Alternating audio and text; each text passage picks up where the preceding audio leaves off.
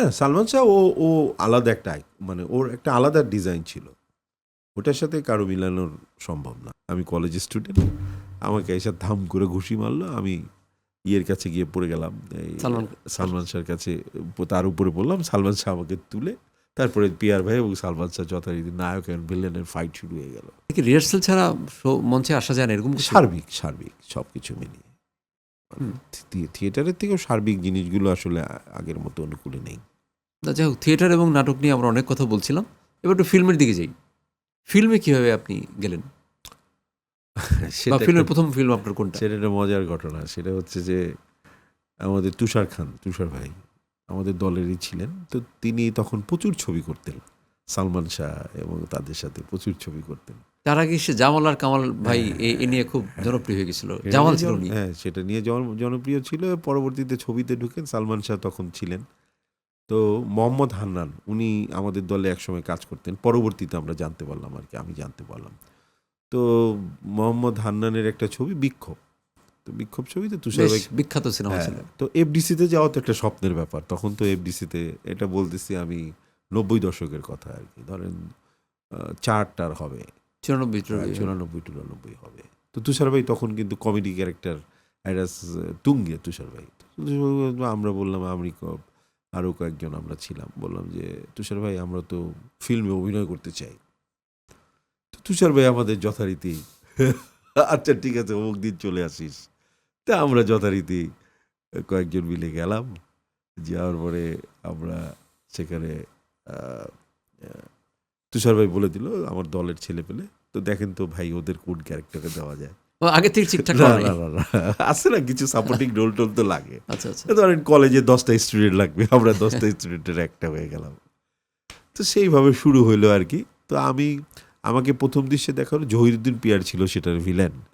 তো জহিরুদ্দিন পিয়ার ভাই আমাদের কলেজে এসে হামলা করবে এবং কিছু স্টুডেন্টকে শুধু মারবে, এবং সালমান শাহ একসময় এসে প্রোটেক্ট করবে।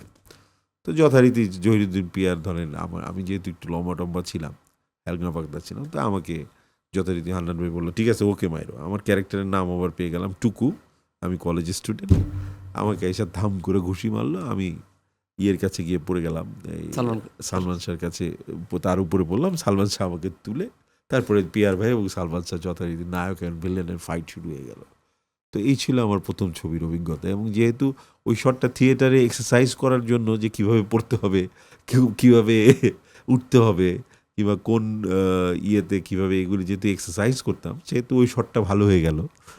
তারপরে ধরেন যে আমাকে মোটামুটি একটা বড় ক্যারেক্টার, সালমান তুষার ভাই মারা যায়, পিয়ার ভাই মেরে ফেলে, এবং শেষ পর্যন্ত ছিলাম, একটা গানেও আছি, মাঝে মাঝে দেখায়।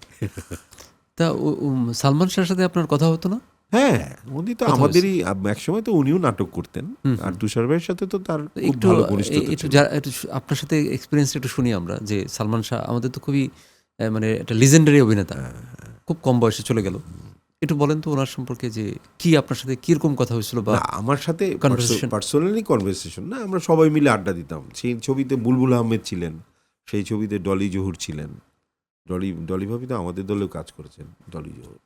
সো সেই ক্ষেত্রে মানে যে আড্ডাগুলি হয় আর কি, সবাই বসে বসে আড্ডা দেওয়া, এইটা আর কি। আসছে না যে আমি হিরো, আমার একটু আমাকে একটা জিনিস বলেন, আমি মাঝখানে ঠেকালাম, যে এখন তো অনেক হিরো আছে, এদের সাথে সালমান শাহর মানে যে এই যে অ্যাক্টিং সেন্স বা ড্রেস আপ বা স্মার্টনেস, এর মধ্যে কি আপনি কোনো সিমিলারিটি পান?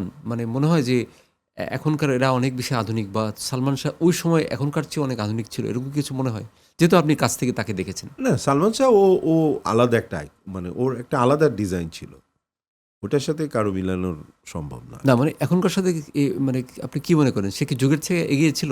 অবশ্যই এগিয়ে ছিল। অবশ্যই। এখনকার যারা আচ্ছা, আমি তো বিক্ষোভের কথা জানলাম, এরপরে আপনি কি ফিল্ম করলেন? বিক্ষোভের পরে কবরী সারোয়ার, ওনার আয়না ছবি, ওটায় আমি একটা নেগেটিভ রোল করি। তারপরে কিছু কমার্শিয়াল মুভি, আপনার আব্বাস, তারপরে সাইব চন্দনের আব্বাস, শাহিন সুমনের পাগলের মতো ভালোবাসি, মাতাল, তারপরে আরও কিছু ছবি, আর নুরুল আলম আতিকের লাল মোরগের ঝুঁটি, ওটাতেও আমি ন্যাশনাল লালমোরগের ঝুড়িটা খুবই ভালো একটা ওটা মুভি আমি ছিল। খল চরিত্র হিসেবে মানে খল চরিত্র হিসেবে ন্যাশনাল অ্যাওয়ার্ড পেয়েছি।